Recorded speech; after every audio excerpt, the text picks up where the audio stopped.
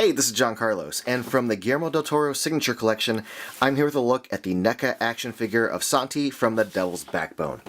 First, let me just give you a look at the inside of the packaging here, just so you can see the layout of it, the little border here, the stonework, and just the way the figure is packaged, and the photo on the inside before we, open it up.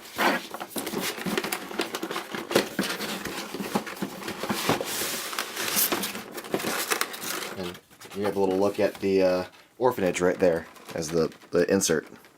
Aside from the main action figure, this set comes with 5 pieces that come together to make the base, including these 3 potted plants that just have this little hole in the bottom that you can just plug in to 3 spots on the base. And obviously the big bomb that you can just plug in. There's a little notch right there and a little plug right there, and hopefully it goes on pretty easily.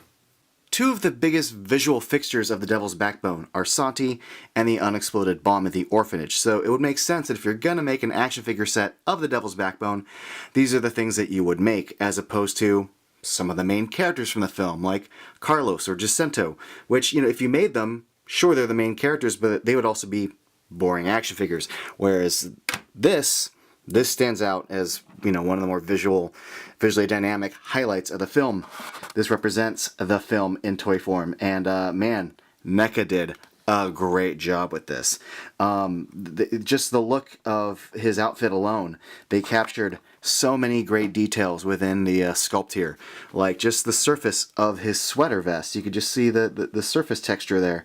But also all the little details like the holes in the front, the edges of his shoulder seams, the uneven edge at the bottom of the sweater, also all the dirt, not just on the sweater but on the sleeves of his shirt, at his collar. The texture of the pants, the holes in the pants, and the fact you can see kind of like the little white skin of his thigh through there. Really, really strong work. NECA has always been really great at details, but the surface details on this are great, and the paint details on this are also excellent. I love that they included some paint here on his toes to get the pinkening, if you will, at his knees, at his toes, the extremities like of his fingers. Really, really strong work.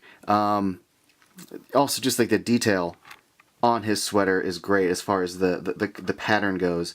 But where this figure really succeeds is the head. They did such a fantastic job with this head. The eyes, the black area around the pupils that make up most of his eyeball, look perfect. It looks just the way he does in the movie. The sculpted crack in his head looks excellent. Let me try to get in for a better look there with the lighting. I love that it's not just painted on, but that there's a little indentation that you could actually kind of wiggle your fingernail into that little crack in his head. But eyeball paint is great. The paint running down his cheeks looks good. The lip paint on mine is a little bit off from where the actual sculpted lip is, but nothing too drastic. But what an eerie looking head that they captured here. The sculpt of the hair is also great, and the paint on the back of it, but really, really good job capturing his hairstyle and the way the bangs in the front kind of separate. I'm really impressed by how they captured his head in toy form.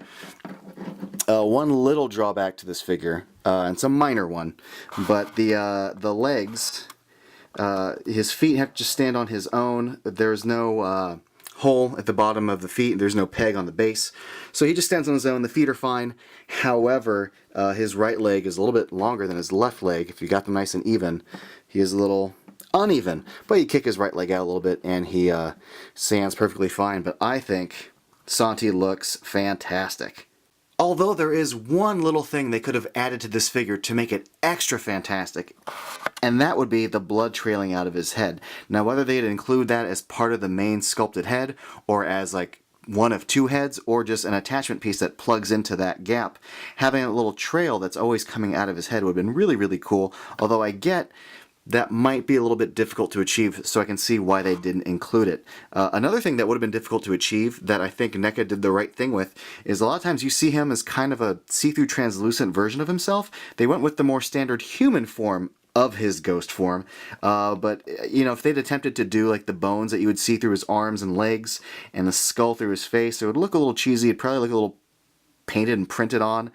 So I think this effect that they went for with the more standard version looks good. Also, I think the surface of his skin, I mean, I know it's not real skin, it's just, you know, plastic toy, but there really is a strong difference between his arms and legs and the fabric. So it does read within the context of the toy as skin, so I think that's pretty impressive. This whole figure is really impressive, even just like the dark paint within his ears. A lot of the details on this are great.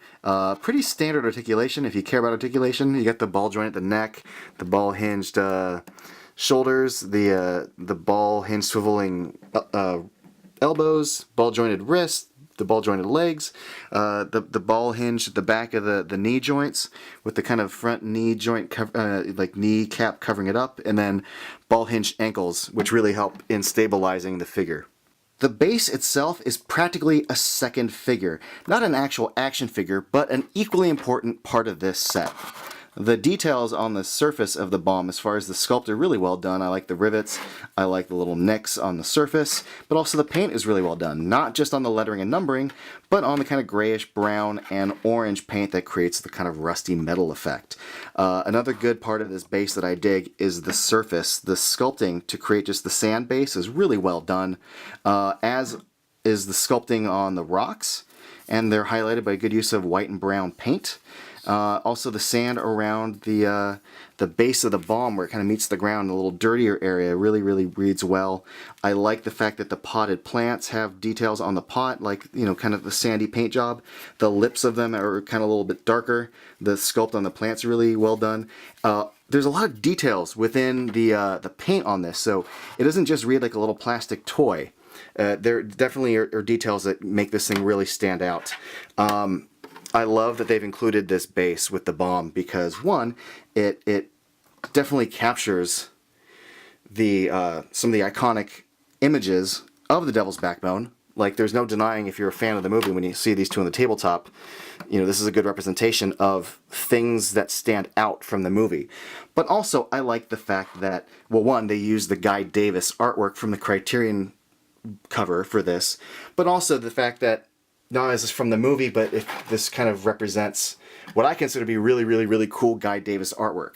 So this is a fun set as a fan of Guy Davis's art, and also as a bigger fan of the movie itself.